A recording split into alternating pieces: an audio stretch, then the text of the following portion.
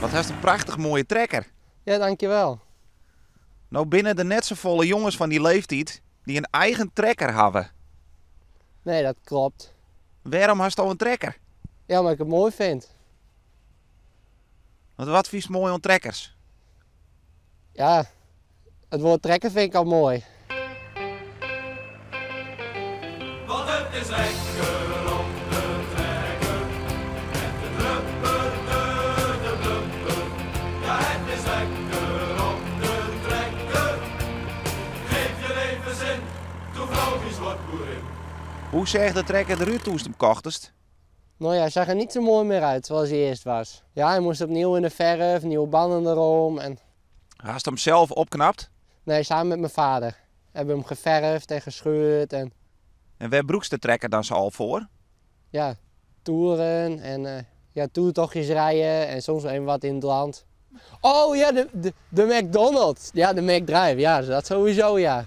De manager die vond het niet zo mooi. Die was niet zo vrolijk. En wat dan?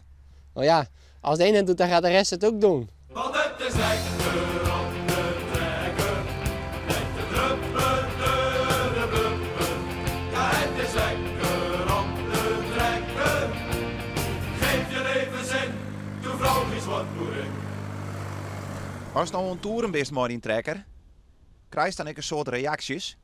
Ja, heel veel mensen die zwaaien naar je en die vinden het mooi en die willen even met je praten. En ja, interesse hebben ze erin.